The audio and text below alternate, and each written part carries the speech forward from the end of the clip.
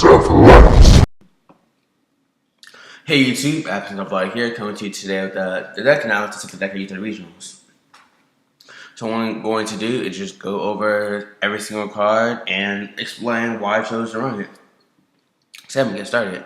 3 beige. First of all, I'm not going to explain on a Dark Horse, but I'm going to explain 3 beiges. 3 beiges because you need Grappa as fast as possible. You need a normal summon will target it. I found that 2 beiges been good, but sometimes I draw a spell or something that can be normal summon. And I kind of want a monster normal summon, and beige is the best monster I can summon besides Brown Snow. I'm not going to get Sorello or anything like that. So yeah, I said I had 3 beige. This actually worked very well. I would not change 3 beige at all.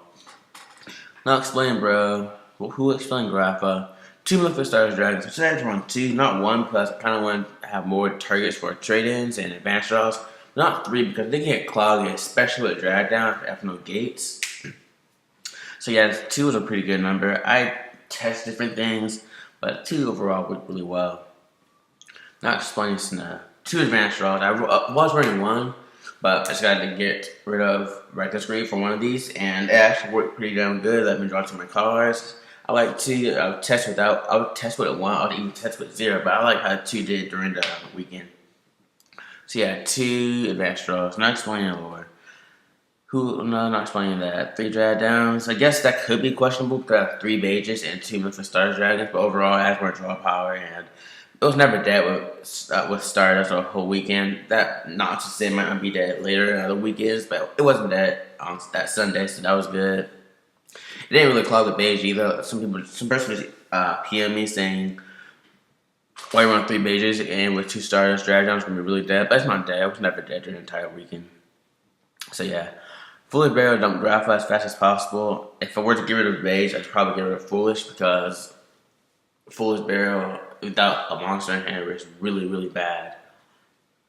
But yeah, it worked good. 1 day a piece saved me so many times. I decided to add it at the last second. I would have probably dropped at the 5th round. Did not have 1 day a piece. This card saved me so many times. It was amazing all weekend. Not to say it could be really shitty other weekends, but this was just fantastic. Probably honestly one of the key cards in the deck. I would have lost extremely way too fast. 3 gates, not explaining. 3 trade-ins. I have 3 Grappas, 2 stars. Why would I run only 1 or 2 trade-ins? Upstarts, not explaining. Eradicator. Eradicator could be questionable because Dragon Roller is the most thing in the format, and if they go first, Eradicating spells is useless. And then they're all channel traps, Eradicating trap might not be that useful. But just so broken versus everything else that you have to run Eradicator. There's only 1 card, so I already run cards for Dragons, so it was good.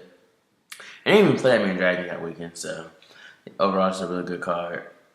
2 Gozens, I thought I got a lot more Dragons. I only faced 2 in total, and I lost to the Dragonity version, which this one is not as helpful. Skill Drain is actually very helpful. I started those out. I told that in the last video. Very pissed about that, but I would probably got an X and L, but then decide those out, but whatever. Return, I did it to the last second. It was not good at all. Not because it's bad or it was dead. It was not good because they just kept using Mystical Space Set on. It's just like anytime set MSC, they like, I don't know, glasses to see face down cards and MSC that. They never MSC goes, never MSC this. They didn't even MSC this. The MSC returns from a different dimension. It was always just MSC. Even if it had gate and it broke gates, played other gates, they didn't care about MSCing that. They were just waiting for a return. He's gonna say return. I'm gonna wait. Alright. Let's see that return. Alright, cool. So it was really bad, but in testing, it's been really good, and I liked it when it's not MSC'd, which was once. I was like 5 times, and even then, it wasn't the best, but it was pretty decent. I liked it. At least in the MC skill drain goes. And speaking of skill drain, I love this card. I always do double, but it was never dead. I always do this every single duel. It was just really good. Especially because I didn't really play Dragon. I play a lot of effect decks or like Chamber, which I auto win against anyway. So, yeah.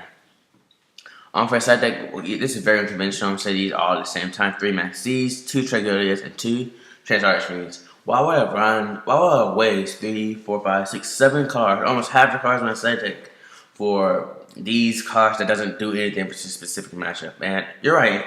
If I'm not very good at siding, this is probably a very terrible side deck, but I like to think I'm pretty good at sighting, and this side deck is really well. This I sighted this engine when I'm going second versus dragons or deck, especially somewhere on law. Actually, I really decided that versus most anything if I'm going second because I make the deck a lot slower. I set up I get let me see two these, probably two or three of these, and depending on what I'm facing, a combination of two or three of these five.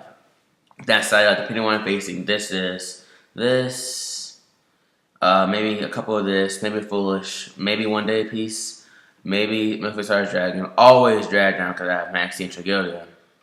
Always advanced draws because they're just pretty bad. And overall, I have a very different build, and it's a very more advantageous from going second. So I decided to sacrifice 7 of my cards, my side deck, to try to alternate to a different build. And overall, it worked fantastic. I really like how that deck did. It did force me not to have other cards like a third Imperial Iron Wall, third Gozen Match, Vanities, even though I really couldn't even afford it anyways. But overall, I'm very pleased with this. And again, shout out to Kenny. Without him, I wouldn't have gotten Maxi, and I've been very shit out of luck. So yeah, 3 MST is very self-explanatory. 2 Curseal. It did decent. It won a spellbook matchup because they tried to fade away Grappa. It did decent, but I don't know. I might try to get rid of it for something else. Maybe another Iron Wall because that kills spellbooks too, but also kills other decks. But I don't know, they're pretty well. It'll also hit dragons if I'm going first and choose your side. It can get rid of Ravine, get rid of MSTs. They have no way to get rid of Gozen Match Skill Drain. And it could be pretty good when going first, but most of the time I don't really side in versus dragons because as other stuff I need to side in either turbo or I need to side in Maxis and Paramount Wall. It would be very bad going second, so I wouldn't side in going second. So and I might get rid of it, but I did pretty decently. I mean, I won versus spellbooks because of it, so I did pretty decent. Iron Wall to kill dragons. I kind of wish I had a third one. Chapston did very bad. Did not draw at all the entire thing, and did not side it in at all. It was really bad. I put Chapstone in Talcon. I didn't have Royal Decree, so I thought it was a semi-Royal Decree, but it's not a replacement for Royal Decree, so don't get Chapstone if you're thinking about it. Oh, Episode of Light, he did pretty well with it. No. I didn't like it. Yeah, very subpar. So yeah, on for the extra deck, we have 2 Stardust Dragons to compensate for 2 of these. Can't really fit 3, but I could, I just didn't want to. And well, I easily could have. That's extra $10, and I didn't have the luxury of money. Coach King Giant Trainer actually went into this once a week versus Trainburn. Tried to draw my Eradicator. It did very well.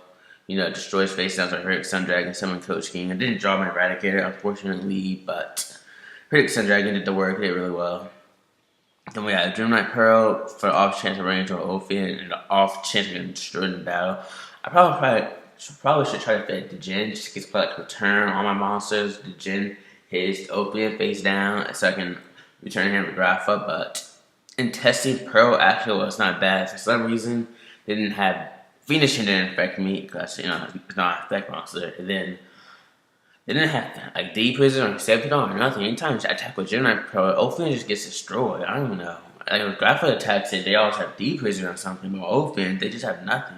I'm sorry, Pearl attacks it, they have nothing. So overall, pretty decent. 3 Herdic Sun Dragons because I can, and then I have the space, I have the luxury, so I don't really care what you said. That's pretty good versus that Chamber matchup. I think I might summon 3, my only summon 2, but whatever. Leviar because #yellow. Neo Galaxy Eyes are really good for one deck and one deck only. Well, it's good for just windups, but I didn't expect windups. It's good for Battle Boxers. Battle Boxers, for some reason, people either think it sucks balls or it's the brokenest deck ever. And I'm sort of in the suck balls kind of category, but what do you call it, man? I don't know what you call it. It's like I don't even know. I'll look it up. Battling about the XYZ monster. Yeah, this thing, Leo. This thing can get annoying, like really annoying. So I destroy you now. I'm strong as Grapha. Well, destroy me again. Now I'm stronger than Grapha. So if you just summon this and then attach all its materials, they cry. So that was a pretty good sacrifice. I actually didn't run it in my build. My brother ran it. We only had one because I pulled it up a long time ago. That is the reason why it would be ran. You can just get rid of any rank 3s and here. They're not important. Giving Clipper actually went to this a lot less than I thought it was. This is very real good versus Mermails because it makes the Mermail XYZ when they try to do Bahamut Shark crap combo. Bahamut Shark, this, I don't know names of cards.